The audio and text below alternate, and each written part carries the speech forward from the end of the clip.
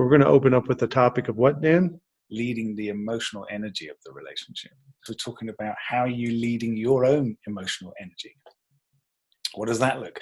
Is your emotional energy chopping and changing depending on what other people are saying, what other people are doing, your circumstance, or are you actually able to be in control of those emotions and how you want to show up to different situations? Are you able to move into your day saying, I don't know how this is going to go, but this is how I want to show up, and I'm going to deal with whatever comes up in the best way that I can. We're always talking about why is it important to have values and standards and stuff like that. Well, really, those are guidelines, right? They're guidelines, and things happen in your day and your life, and those things always do have an impact, right? But you're the one that gets to choose how much of an impact those things have, and it's all down to how you think, how you perceive, whether you add meaning to what's happening to those things, and whether it means more to you about you. Do you take things personally, or do you just go, okay, it's interesting, we were talking the other day about radical acceptance. This is what's happening right now, so is it about me, or is this just a moment in time, and how do I want to show up to this moment? So without using the L word, lead, which smacks of dominance and being a dictator, being controlling and smothering, and all those words that we get accused of, leading can be construed as something that's better than or superior because she's crazy, right? So the non-crazy person has to lead the crazy person. So let's come up with different words. Forget leadership. We've used the phrase emotional weatherman.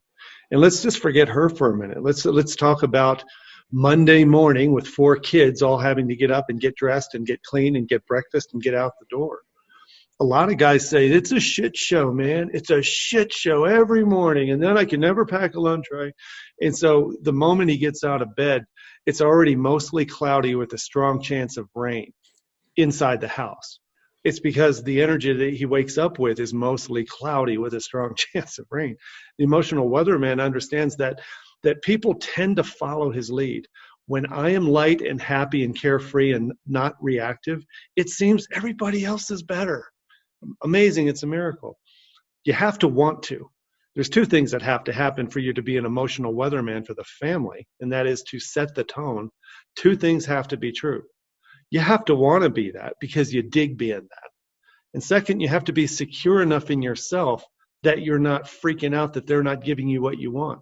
So some guys will say, I would be that if I got more respect. I would be that if I got more sex. I would be that way if I felt like she would follow me. I'd be that way if she actually act like she liked me sometimes, right? You can't say I'm only going to be an emotional leader when I'm getting what I want. You can't lead anything when you're coming at it from the point of view of, if this thing would change, then if only she would, if only this was different. The other metaphor we use besides being a weatherman, setting the tone, in all the horse analogies I've ever used, people in general will tend toward entropy, disorder. People in general tend toward drama. They tend toward negativity.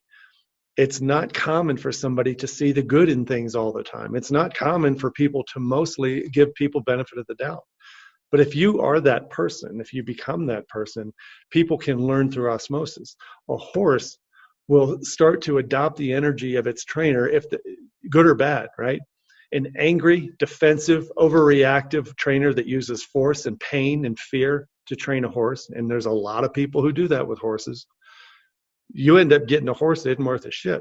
It'll let you get on it, but you never quite know when it's going to let you get off, right? Right? When you're with a horse in the different way, when you're leading the emotional energy, what you lead is an energy where what you expect of yourself is calmness. You see the process. You understand its fears. Nothing rattles you. Nothing gets you off center.